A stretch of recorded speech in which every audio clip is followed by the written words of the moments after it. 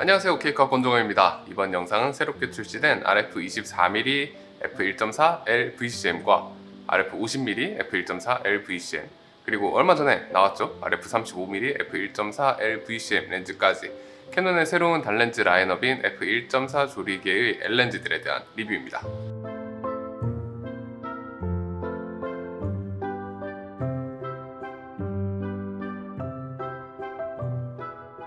이번에는 이 세 개의 렌즈들로 뭘 해볼까 고민을 해보다가 크리스마스를 맞아가지고 짧은 크리스마스 단편과 크리스마스 컨셉의 촬영을 한번 해봤습니다. 스튜디오가 상당히 좁은 곳이었는데 사람이 들어가기 힘든 공간으로 카메라를 집어넣어서 촬영을 진행해야 됐기 때문에 포타집을 활용해서 촬영을 진행했습니다. 그리고 전통적인 사진 위주의 단렌즈 구성이라면 개인적으로 35mm, 50mm, 85mm 이렇게 이제 구성되는 것이 일반적인데, 영상 촬영을 할 때는 24mm, 35mm, 50mm의 구성이 좀 더 유용하다고 생각을 해요. 영상은 가로 비율이 더 넓고요. 심지어는 위아래로 더 크롭을 해가지고 시네마스코프 비슷한 비율을 만드는 경우도 흔하기 때문에 24mm가 그렇게 많이 광각처럼 느껴지지 않거든요. 특히 이렇게 좁은 환경에서 영상 촬영을 해야 할 때 24mm의 초점 거리 렌즈는 정말 유용한 화각이었습니다. 거기에 35mm는 영상 촬영 시 표준 렌즈처럼 제가 쓰는 렌즈고요. 50mm는 적당한 배경 압축이나 얕은 심도의 아웃포커싱 표현이 필요할 때, 혹은 클로즈업 촬영할 때도 자주 활용하게 됐습니다. 그래서 계속해서 렌즈를 교체하면서 활용을 했어요.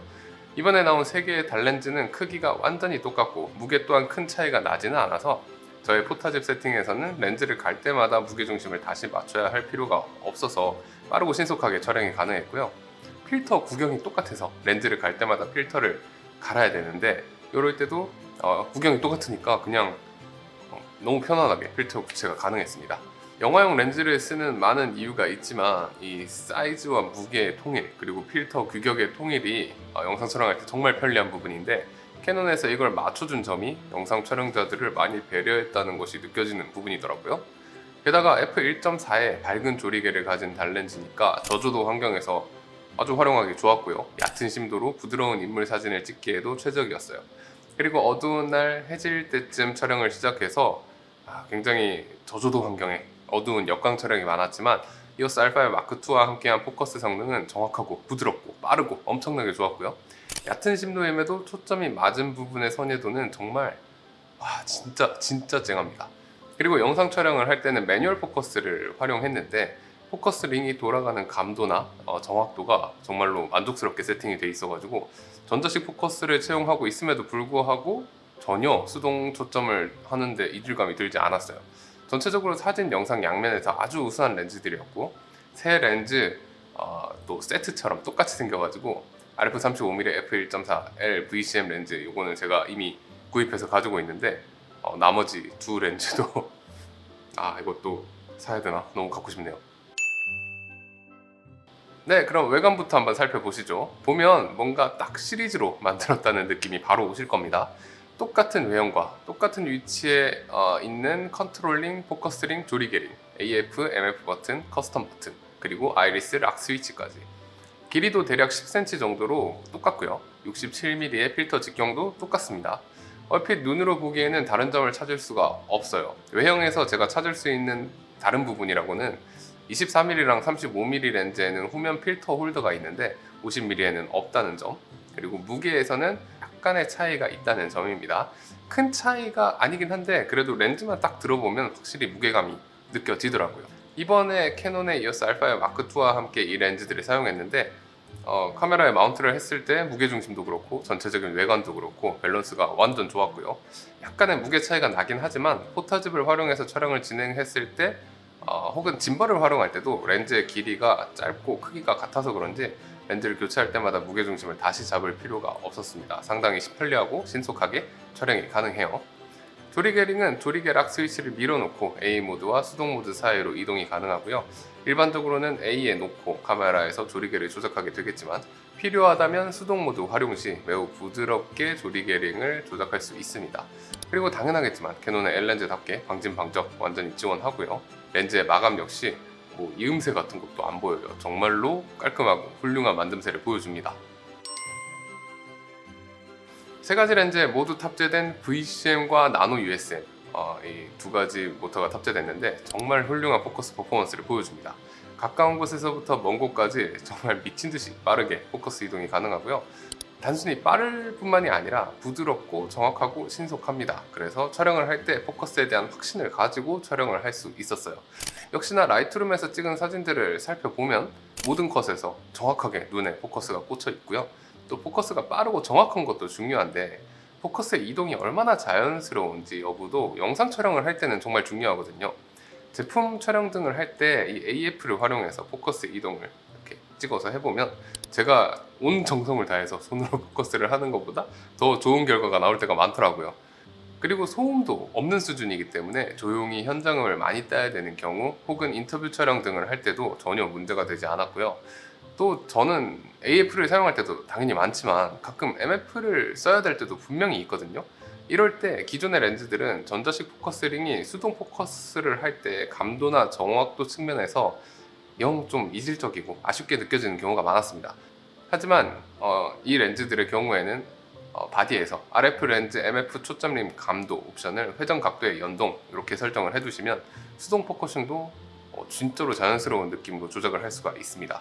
그리고 포커스 브리딩의 경우에도 기본적으로 상당히 잘 잡혀있는 편이기에 일반적으로 영상 촬영 시 포커스를 활용한 표현을 할 때도 크게 문제될 것이 없었고요.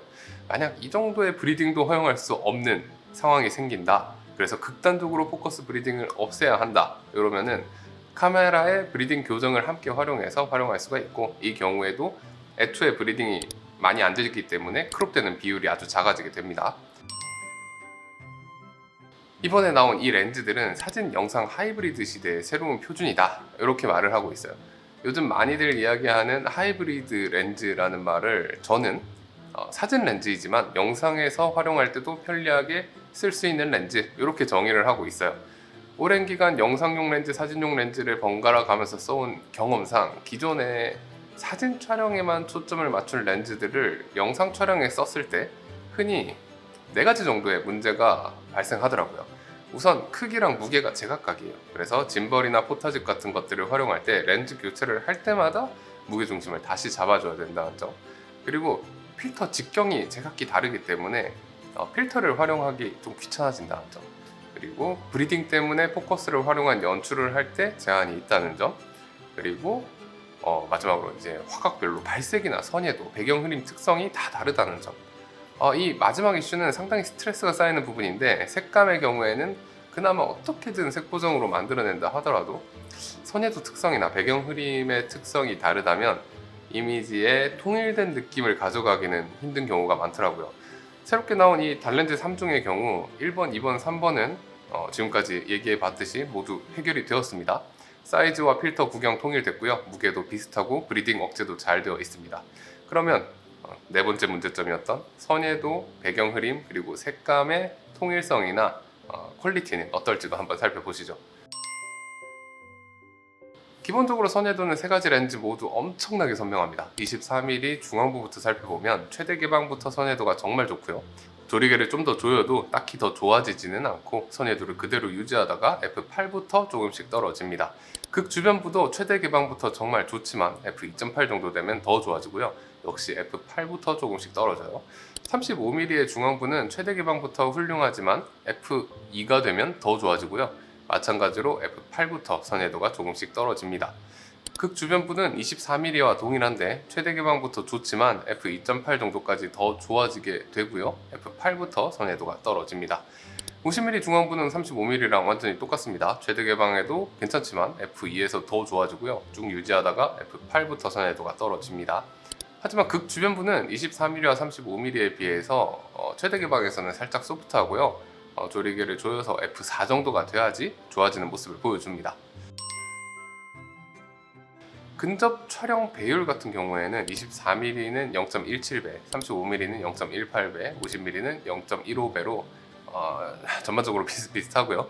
배율 자체는 동급의 같은 초점거리의 다른 렌즈들과 비교를 해보면 특별할 것 없이 그냥 무난한 수준입니다. 그래도 근접 촬영을 했을 때 세 렌즈 모두 최대 개방부터 아주 좋은 선예도를 보여줬고요. f2 정도 되면 더 좋아지는 모습을 보여줍니다. 따라서 근접 촬영을 하신다면 조리개를 살짝만 닫아주면 최고의 선예도를 얻으실 수 있어요. 결론적으로 선해도 특성은 세 가지 렌즈가 모두 같습니다. 중앙부부터 극주변부까지 최대 개방부터 최대한 샤프한 선해도를 유지하는 모습이에요.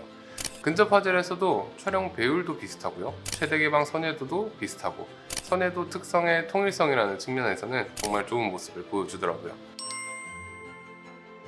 전반적으로 선해도 측면에서 정말로 만족감이 큰 렌즈들인데 이렇게만 보면 얼마나 좋은 수준인지 알기가 어려울 것 같아서 기존의 EF L렌즈들이랑 한번 비교도 해봤습니다.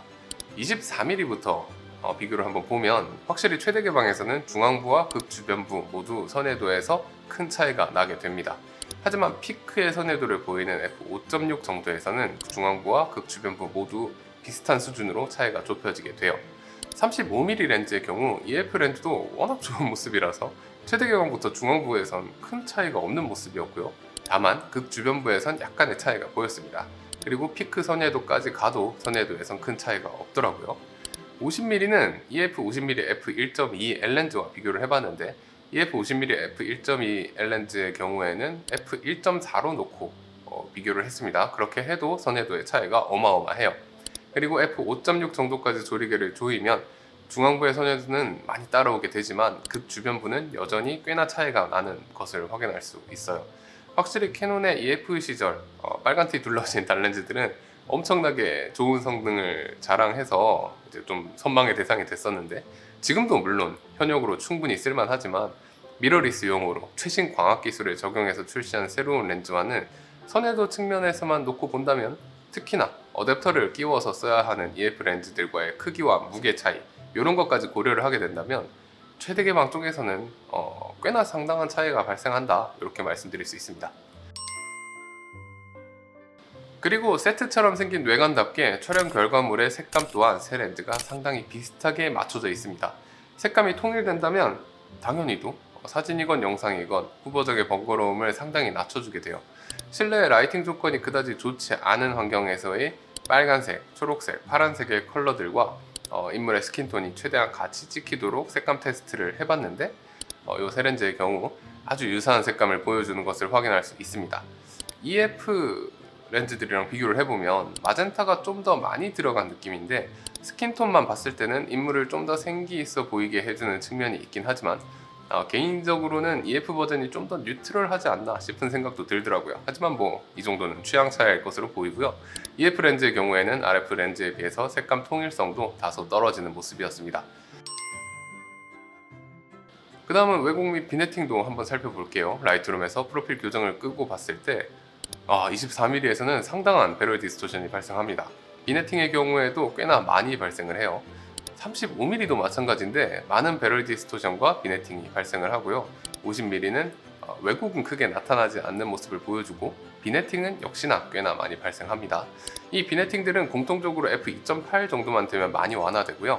f4 정도 되면 거의 없어집니다. 왜곡과 비네팅의 경우에는 카메라 내부에서도 보정이 잘 되고 라이트룸과 같은 사진 편집 프로그램에서도 교정을 쉽게 할 수 있도록 요즘 다 맞춰서 나오기 때문에 대부분의 사람들에게는 어지간한 상황에서는 사진이건 영상이건 크게 문제가 되는 경우가 없습니다. 다만 RF 마운트를 쓰는 시네마 카메라들 이런 것들을 활용하실 분들 그런 분들은 이런 왜곡과 비네팅을 전자식으로 교정할 수 없는 경우가 간혹 생기는데 그런 분들에 한해서는 아쉬움이 생길 수 있을 것 같긴 해요. 그리고 이 세 개의 렌즈는 배경 그림의 특성도 비슷하게 통일시켜 놨습니다. 우선 빗망울이 세 가지 렌즈 모두 똑같이 생겼어요. 연사큰도 좀 보이고 테두리도 어느 정도 보이는 편입니다.